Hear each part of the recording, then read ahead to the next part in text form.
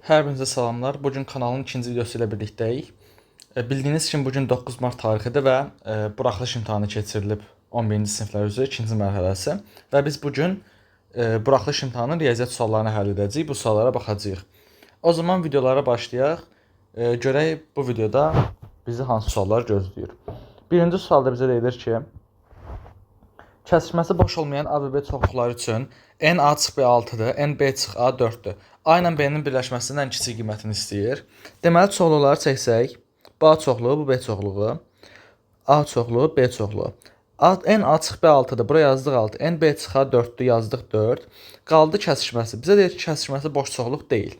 Deməli, n A üst A birləşmə B-nin ən kiçik qiyməti üçün biz onların kəsişməsinə 1 verməliyik. 1 elementi olmalıdır. Onda n A birləşmə B bərabərdir 6 üstəgəl 4 üstəgəl 1 cavab edəcək 11. A variantı. İkinci sualda 25 çıx 5 ifadəsinin vuruqları ayırın. 5-i ortaq vuruq kimi çıxartdıqda 5 vurulsun, 5 çıxa alınır. Cavab edir D variantı. 63-cü sualda bizə deyilir ki, aşağıdakı ədədlərdən hansı hissəsi irrasionaldır? Pi irrasionaldır, kök 3 irrasionaldır. Kök 9 irrasional deyil, çünki 3-ə bərabərdir. 1,6 dövrdə 3 irrasional deyil, çünki kəsr formasında göstərilə bilir. Mənfi kök 2 irrasionaldır.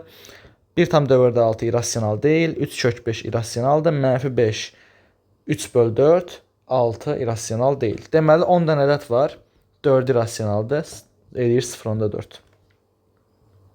C variantı. 64-də bizə nə deyir? İfadəsinin qiymətini tapın. Eyni kökün altında yazdıqda 11 çıx kök 21, 11 üstəgəl kök 21 eləyir nə? A kvadrat çıx B kvadrat düsturundan 11-in kvadratı çıxılsın kök 21-in kvadratı. Yəni kök altda 121 çıx 21 cavab edir kök altda 100, yəni 10. Cavab edəcək A variantı. 65-də bizə deyilir ki, şəkər çuğundurundan onun kütləsinin 20% qədər şəkər alınır. 80 ton şəkər çuğundurundan neçə ton şəkər alınır? Deməli, biz burada 80-nin 20%-ni tapmalıyıq. Yəni 80 vurulsun, 20 bölünsün 100. 20 ilə 100 ixtisar getsə 5. 80 böl 5 cavab edir 16 ton. Yəni B variantı. 66-da Y-in hansı qiymətində Y çıx 2, modul 3 çıx Y, 6 çıx Y ədədləri ədədi silsənin ardıcıl ədədləri olar. Biz bilirik ki, ədədi silsənin ardıcıl 3 həddi verildikdə kənar hədlərin ədəd ortası ortadakı ədədi verir. Yəni biz bunu göstərək, yazılı formadan da göstərsək, AN üstəgəl AM bölü 2 bərabər olur AN üstəgəl M bölü 2-yə. Məsələn, A1 üstəgəl A5 bölü 2 bərabər olacaq A3-ə. Belə. Yəni, qaydanı tətbiq etsək, Y çıx 2 üstəgəl 6 çıx Y böl 2 bərabərdir modul 3 çıx Y-ə. Burada Y-lər bir-birini aparacaq. 6 çıx 2 böl 2 edir 2. Modul 3 çıx Y bərabərdir 2-yə. 3 çıx Y bərabərdir 2. 3 çıx Y bərabərdir mənfi 2. Y-imiz alınır 1, bir də Y-imiz alınır 5. Cavab edəcək D variantı. 67-ci sualda iki kürədən birincinin həcmi ikincinin həcmindən 27 dəfə böyükdür. Birinci kürənin səthinin sayısı ikinci kürənin səthinin sayısından neçə dəfə böyük olar? Deməli, biz bilirik ki, tərəf nisbətinə K dedikdə həcm nisbəti K-nın kubu olur. Yəni K-nın kubu bərabərdir 27-yə. Biz buradan K-nı, yəni tərəf nisbətini, yəni radius nisbətini 3 tapa bilirik. Deməli, səthin sayısı, sayı nisbəti isə K-nın kvadratına bərabərdir. K-nın kvadratı da bərabər olacaq 9-a. Cavabı verir B variantı. Bizdən də istəyirdi səthin sayısının nisbətini, yəni 9-u. 68-də bizə deyir ki, bərabərsizliyinin ən böyük və ən kiçik tam həllərinin hasilini istəyir. Ən böyük tam həlli 5-dir, ən kiçik tam həlli isə mənfi 5-dir. Bir-birinə vurduqda cavab verir mənfi 25, Y variantı. 69-da iki perpendikulyar müstəvinin birindən 2 cm, ikincisinin 4 cm məsafədə yerləşən nöqtədən bu müstəvilərin kəsişmə xəttinə qədər olan məsafəni tapın. Deməli, biz nə bilirik? Perpendikulyar müstəvilər var. Çəkək. Birindən 2 cm, birindən 4 cm məsafədə olan nöqtədir. Deməli, nöqtəmiz burada olsun. 2 məsafə bura olsun. 4 məsafədə bura olsun. Bizdən istəyir bu məsafəni x-i. Biz Pifaqor etsək tapa bilərik bunu. 90 dərəcəmiz var. 4-dür, qarşı tərəfdə də 4 olacaq. Deməli Pifaqor etdikdə x-in kvadratı bərabər olacaq 2-nin kvadratı üstəgəl 4-ün kvadratı, yəni 20. X olur kök altında 20, yəni 2 kök altında 5. Yəni C variantı. 70-ci sualda düsturları ilə paralel verən köçürmədə -3 2 nöqtəsini hansı nöqtəyə çevirir? Heç nə x-in yerinə -3 qoyursunuz. Y-in yerinə 2 qoyursunuz. Eləyirsiniz. -3 üstəgəl 4 bərabər olur 1-ə. 2 üstəgəl 1 bərabər olur 3-ə. Deməli, nöqtəmiz hansı nöqtədir? 1, 3 nöqtəsidir. Cavab verir Y variantı. 71-də diaqonalların sayı 9 olan qabağı çoxbucaqlının tərəflərinin sayını tapın. Diaqonal düsturumuz nədir? N vurulsun N çıx 3 bölü 2 bərabər olur 9-a. N kvadratı çıxılsın. N vurulsun N çıx 3 bərabər 18-dir. Buradan aydın görünür ki, əslində N bərabər də 6-dır. Amma biz hesablayıb qayda eləyək. N kvadrat çıx 3N çıx 18 bərabərdir 0. N çıx 6 N üstəgəl 3 bərabərdir 0. N 6 ola bilər ya da -3 ola bilər. Tərəf saydı deyə mənfi ola bilməz. Ona görə cavabımız 6-dır. 72-də loqaritmadır. Birinci bu ifadəni hesablayaq. Görək bu ifadəmiz nəyə bərabərdir? Yuxarıda a kvadrat çıx b kvadrat düsturudur. Yəni olur nə? A çıx b a üstəgəl b 14 çıx 10. 14 üstəgəl 10. Məxrəci isə 24. Cavab edir nə? 4 vurursun 24 bölünsün 24. 24-lər bir-birini aparır. Cavab edir 4. Deməli bizdən istənilən nədir? Loqaritma 2-dən 4. Yəni cavabımız edir 2. C variantı. 73-də A parametrinin hansı qiymətində sinus x bərabərdir a çıx 1 bölü 2 tənliyinin həlli var. Biz bilirik ki, sinus x-imiz həmişə -1 aralığında olur. Yəni sinus x-imiz -1 aralığında olduğuna görə a çıx 1 bölü 2-miz də -1 aralığında olacaq. Hər tərəfi 2-yə vursaq, -2 kiçik bərabərdir a çıx 1 kiçik bərabərdir 2-dən. Deməli, -1 kiçik bərabərdir a, kiçik bərabərdir 3. Onda həllimiz olur -1, 3 aralığı. Cavab edir D variantı. 74-də uyğun tərəfləri paralel olan bucaqlardan, iki bucaqdan biri o birinin 80%-ni təşkil edir. Böyük bucağın dərəcə ölçüsünü tapın. Deməli, biz bilirik ki, uyğun tərəfləri paralel olan bucaqlar ya bir-birinə bərabərdir, ya da cəmləri 180 dərəcəyə bərabərdir. Deməli, biri o birinin 80%-ni təşkil edirsə, deməli onlar bir-birinə bərabər ola bilməz. Yəni biri o birinin 80%, biri necə deyim? Yəni cəmləri 180 dərəcəyə bərabər olacaq. Deməli, bir bucağımız x-dir, o biri 0.8 x-dir. X üstəgəl 0.8 x-imiz bərabərdir 180 dərəcə. 1.8 x-imiz bərabərdir 180 dərəcə. Bizdən istəyir böyük bucağın dərəcə ölçüsünü. O da olur x. X bərabər olur 100 dərəcə. Cavab etdi 100. 75-də z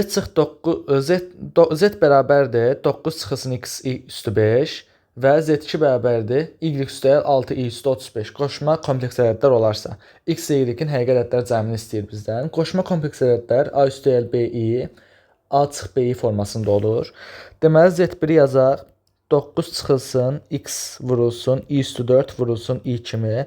i üstü 4 bildiyimiz kimi 1-ə bərabərdir. Onda bu ifadəmiz olur 9 çıxılsın x-i. Onda z2-ni də yazaq. Y üstəgəl 6 vurulsun i üstü 32 vurulsun i-nin kubu. i üstü 32, i üstü 4 üstü 8-dir deyə o da 1-ə bərabərdir. Onda bu ifadə olur y üstəgəl 6i kubu. i kubu da mənfidir deyə, mənfi i-dir deyə olur y çıxılsın 6i. Bu iki ifadə bir-biri ilə qoşma kompleks ədədlərdirsə, deməli bizim y-imiz olacaq 9, x-imiz də olacaq -6. Bu iki ifadənin cəmi olacaq. X üstəgəl y-imiz bərabər olacaq mənfi yox, müsbət 3. Cavab elədi 3. 76-cı sualda 4 sinus kvadratı alfa çıxılsın tangens kvadratı üstəgəl 1 kosinus kvadrat alfa üstəgəl 4 kosinus kvadrat alfa ifadəsini sadələşdirin. Sinus kvadratla kosinus kvadrat diqqətimi cəlb etdi. Bu ikisini bir yerdə götürək. Deməli, 4 sinus kvadrat alfa üstəgəl kosinus kvadrat alfa çıxılsın tangens kvadrat alfa üstəgəl 1 vurulsun kosinus kvadrat alfa. Biz qaydaya əsasən bilirik ki, tangens kvadrat alfa üstəgəl 1 bərabərdir 1 bölünsün kosinus kvadrat alfaya. Bu ifadəmiz 1-ə bərabərdir onsuz da. Yəni olur 4 vurulsun 1 çıxılsın 1 böl kosinus kvadrat alfa vurulsun kosinus kvadrat alfa. Bunlar da bir-birinə aparacaq kosinus kvadrat alfalar. Yəni alınır 4 vur 1 çıx 1 cavab edir 3. Keçir 77-yə. Tənliyə həll edin deyir. 3 vurulsun 5 üstü x üstə gəl 5 üstü x vurulsun 5 bərabərdir 200-ə. 8 vurulsun 5 üstü x-imiz bərabər olur 200-ə. Buradan 5 üstü x-imiz bərabərdir 25-ə. X-i tapdıq 2. Tənlik həll olundu. 76-cı sualda burada sürətimiz x çıx 1-in kubudur. Onda yazaq x çıx 1-in kubu. Məxrəc isə 2 vurulsun x kvadrat çıx 1-dir. Yəni 2 vurulsun x çıx 1 x üstəgəl 1. O birisi kəsimizi isə tərsinə yazaq, çünki bölmədir. Olur x üstəgəl 1, məxrəc isə x çıx 1-in kvadratıdır. Deməli, x çıx 1, x çıx 1-in kvadratı getdi x çıx 1-in kubu ilə. Burada da x üstəgəl 1, x üstəgəl 1 ilə getdi. Cavab alınacaq 2-də 1, yəni 0.5.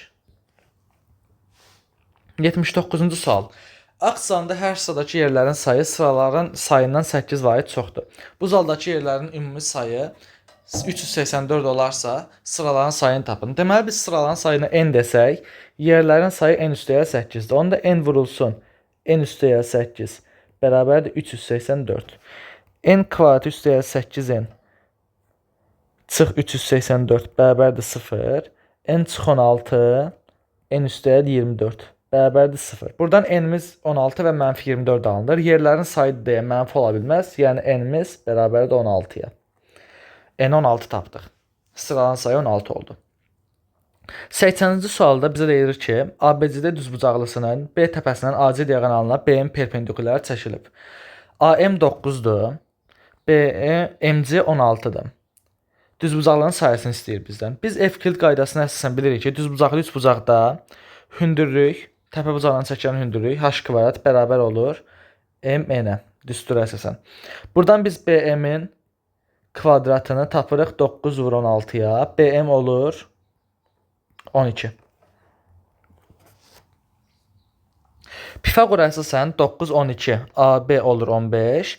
Pifaqora yenə əsasən 12, 16, BC olur 20. Bizdən də sahəni istəyir. Sahə bərabərdir 15 vurulsun 20. Yəni o da olur 300. Cavab 300 tapdıq. 81-də supermarketdə keçirilən uluş kampaniyası çərçivəsində müştərilərin hər birinə 5 AZN, 10 AZN və 20 AZN olmaqla alış-veriş kuponlarından yalnız biri ilə biri təqdim olunur, 28 zərf təqdim olunur. Deməli, 20 AZN-lik kuponların sayı 10 AZN-lik kuponların sayından 2 dəfə azdır, 5 AZN-lik kuponların sayından isə 16 ədəd azdır. Deməli, müştərinin təsadüfən seçdiyi 2 zərfdəki kuponların ümumilikdə 30 AZN dəyərində olması hadisəsinin ehtimalını tapın deyir. Deməli, 20 AZN-lik kuponların sayını x deyək. Onda bizim 5 AZN-lik kupon 10 AZN-lik kuponların sayı onun 2 dəfə artığı, yəni 10 AZN olur 2x. 5 AZN-lik isə 16 vahid artığı, yəni 5 AZN-lik neçə olur? X üstəgəl 16. Bunların cəmi 28 dənə kupona bərabərdir. Buradan biz 4x üstəgəl 16 bərabərdir 28, x bərabərdir 3 tapdıq. Deməli, x-imiz bərabərdir 3-ə, bu bərabərdir 6-ya, bu da bərabərdir 19-a. Bunları tapdıq. İndi hesablayaq ehtimalını. PA bərabərdir. Nəyə bərabər olacaq ehtimalımız?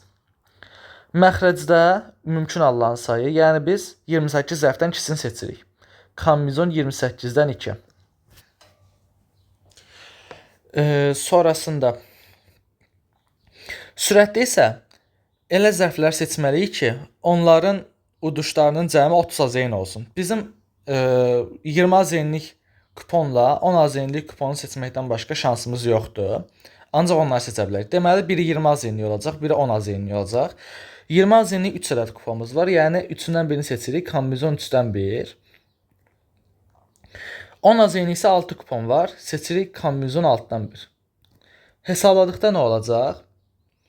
Hesabladıqda cavabımız deyəcək. Yuxarıda 3 vurulsun 6.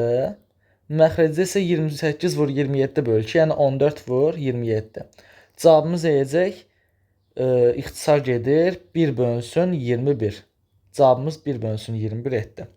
Deməli, ehtimalımız 1 bölü 21 imiş.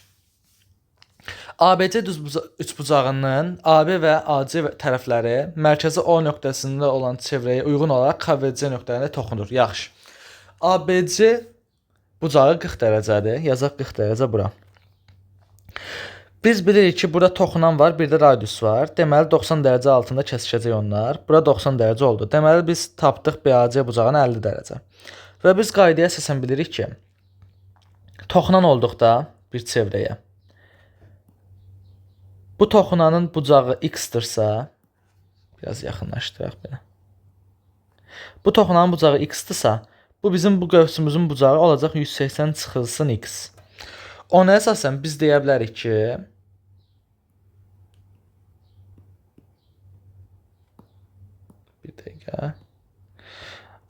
ona əsasən biz deyə bilərik ki, KMC bucağımız nəyə bərabərdir qövsümüz? 180 çıxılsın 50 dərəcə, o da olacaq 130 dərəcə. Tapdıq 130 dərəcə cavabımızı. 83-cü sual. Bizə deyir ki, düzgün piramidanın səthinin sayısı 360-dır. Apofemin uzunluğunu tapın. Oturacağımızın sayısı 10-dursa tərəfimiz 10-a bərabərdir. 100-dürsə tərəfimiz 10-a bərabərdir. Tapdıq 10. Düzgün piramidanın tam səthin sayısı 360-dır. Onda üçbucaqların hündürlüyünə h dedikdə bizim tam səthin sayısı nəyə bərabər olacaq? 100 üstə gəl, 4 dənə üçbucaq var deyə 4 vurulsun. Üçbucaqların sayısı 10 vur h bölü 2. Bərabər olur 360-a. Buradan 100 üstə gəl 20h bərabər olur 360-a. 20h'ımız bərabər olur 260. H'ımız bərabər olur 13-ə. Bizdən də istəyir apofemi. Apofem onsuz da yan tərəfə çəkilmiş, yan üzə çəkilmiş hündürlükdür. O da h-a bərabərdir. Cavabımız etdi 13. Keçirik 84-cü suala. Cədvəldə bir qrupdakı tələbələrin boylarının uzunluqlarına görə sayları haqqında məlumat verilmişdir. Bu qrupda boyu 170 sm-dən çox olan oğlanların sayını tapın. Deməli, 170 sm-dən az olanlara baxsaq, oğlan y-dir, qız 3x-dir, cəmləri 21-dir. Yəni, y üstəlik 3x-imiz bərabərdir 21-ə. 170 sm-dən çox olanlara baxsaq isə, 2y üstəlik x-imiz bərabərdir 17-yə. Yuxarıda hər tərəfi 2-yə vursaq, 2y üstəlik 4x bərabərdir 42-yə. Tərəf-tərəfə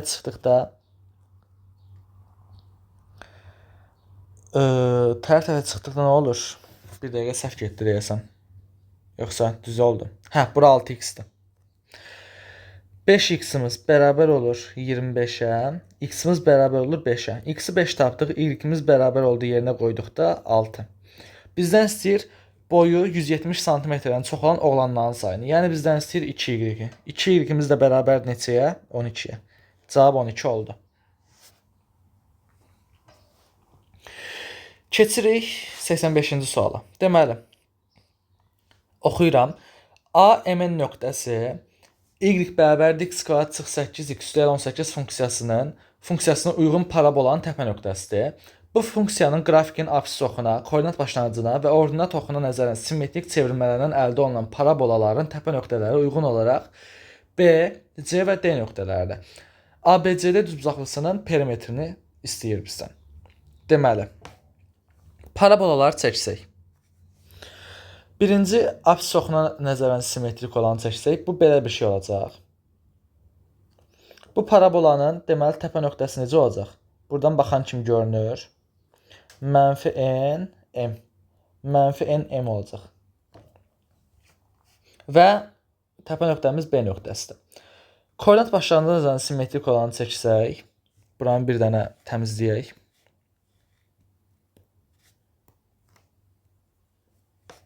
Bir dəqiqə.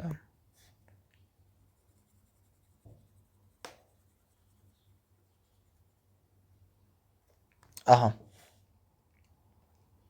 Deməli,